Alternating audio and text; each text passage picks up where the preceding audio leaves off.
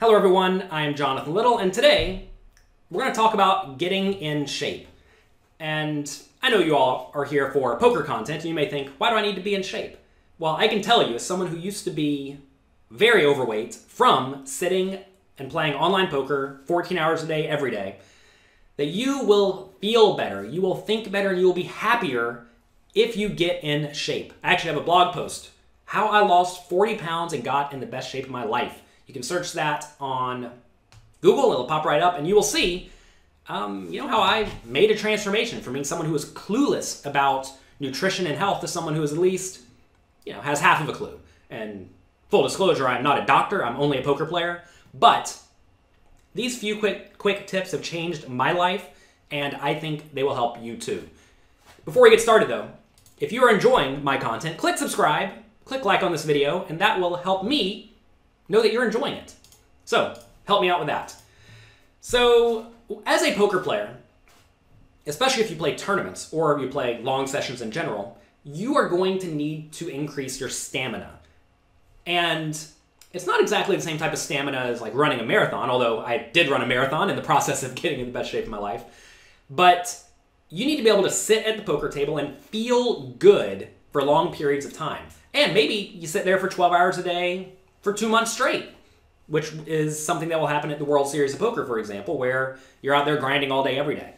So how do you develop stamina? You're going to find just generally having better muscles, having muscles that are in shape, having strong bones. That type of thing will help you not ache and not be in pain and not hurt, right? Because if you're sitting there hurting, if you're having neck pain, let's say, that's not good. You're going to be thinking about that instead of poker. So going to the gym, getting in shape, will help you with that significantly. I would generally suggest you do workouts that will build lean muscle and not like big bulky muscles. And I have nothing against big bulky muscles, but those require lots and lots of calories. And if you are a poker player who goes and plays long sessions, you're going to find that you may not actually be able to get a lot of calories in your body unless you really plan ahead about it. I personally don't like carrying around a ton of food. I've actually traveled with a few players and roomed with them. Some of these players who are in like really great shape, they look like bodybuilders, and to be fair, they pretty much are. And like they travel with cases of pre-grilled chicken and stuff like this. And I don't want to carry pre-grilled chicken in my luggage, so I'm just trying to be lean, right? And I think that is probably the best way for almost every generic poker player to go, just because it's hard to get a lot of calories, especially good calories at the poker table in your body unless you plan ahead. Also, have very good posture. Whenever I was a young, dumb kid, I would sit at the poker table like this. I thought it was comfortable. Don't know why. That would be my pose in a hand. I'd just be there like this. Now I have terrible neck pain all up and down the side, and I've had procedures to fix it, and finally we have it under control. But don't do that to yourself. Have good posture. Good posture is vital and mandatory. Having strong abs will help with that, just like generally doing ab exercises and keeping your abs tense throughout the day will help with that a little bit. And also just keeping your neck up, right? Don't ruin yourself like I ruined myself. I mean, you have to understand, a lot of these videos I make for you all are essentially me talking to my 15-year younger self saying, sir, don't be an idiot like I was. All right, next, you need to sleep right. A lot of people don't necessarily think of sleep in terms of physical health, but it is important. You're going to find that almost everyone is sleep deprived. And that's because they simply just don't sleep a lot, or they do things that really ruin their sleep schedule. Like say they go out and they go party every Saturday and they stay out till 6 a.m. Well, that clearly messes up that night's sleep. It's going to mess up the next night's sleep, and now they're just kind of off their schedule, and they're going to be a little bit cloudy in their thought process, and you don't want that. Ideally, you want to get 7 hours of sleep or more every single day, consistently. Whenever I'm playing poker and in my day-to-day life, I typically make sure I get at least 7 hours of sleep. I protect that. That is vital to me. I know that I don't think well whenever I'm lacking sleep, and some people try to pride themselves on the idea that they don't need sleep. I don't have to sleep because I'm so good like that. But I think that's short-sighted.